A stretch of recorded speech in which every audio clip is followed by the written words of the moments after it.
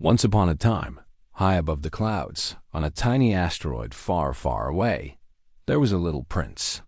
And one day he decided to travel the universe. He traveled from planet to planet and he met all kinds of strange grown-ups. There was a king without a kingdom to rule. There was a businessman counting his money.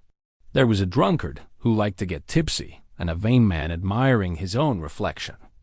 Then one day, the little prince landed on a planet like ours, where there were tall buildings and busy people rushing around. He looked around and saw an enormous playground with slides and swings and a roundabout. But there weren't any children playing there. So the little prince sat down on a nearby bench, and soon he saw a man flying a plane. The man had a worried look on his face, and the little prince thought to himself, "I wonder what's wrong with him." Then he went over to the man and said, "Excuse me, but why do you live in this big metal bird?" The man turned around and said, "I don't live in this plane. I just keep it here in this hangar. And sometimes I come here at night and I dream of flying it." "But why don't you fly your plane?" the little prince asked. "I can't fly it alone," the man replied. "It takes two people to fly a plane, one to steer it and another to watch out for the clouds. If you look out for the clouds, then you might accidentally crash into one." The little prince thought for a moment. "Well, I'm not afraid of clouds," he said. "And since you need two people to fly this plane, perhaps I can help you." The man smiled and said, "Thank you very much, but I don't think you're old enough to fly a plane." "Oh, I'm older than I look," the little prince said proudly. "And besides, I've traveled all over the universe. Do you really think that I couldn't handle a little plane like yours?" "Well, I suppose it wouldn't hurt to try," the man said. "If you want to be my co-pilot, we could fly over the clouds and have a wonderful adventure together." And that's exactly what they did. They flew over the clouds and left the planet behind.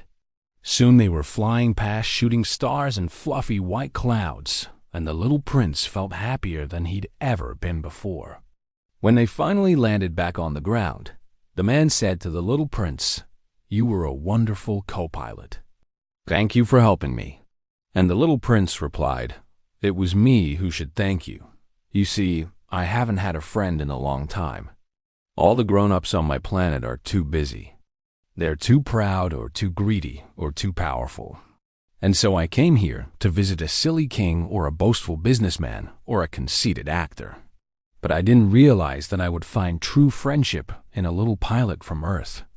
"But you know," the man said, "there are many other things that are even more precious than friendship, such as love." "Love?" the little prince asked. "What's that?" "Why, it's when someone is so important to you that you would do anything to make them happy," the man said.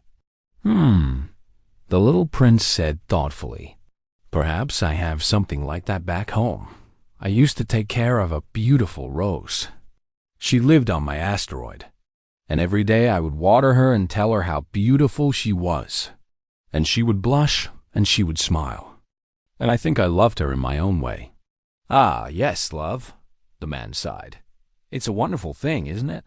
It makes life worth living." As they talked, the sun began to set and the sky turned pink. "It's getting dark," the little prince said. "I think I should go now. Will you come back again tomorrow?" the man asked. "Of course," the little prince replied. "And then after that, I'll probably continue traveling the universe. But I'll always remember this day and our wonderful flight among the clouds." So the little prince waved goodbye to the pilot and flew back to his asteroid. And from that day on, he took extra good care of his rose. He watered her every day and sang her sweet songs, and he never forgot the little pilot who taught him about the most precious things in life.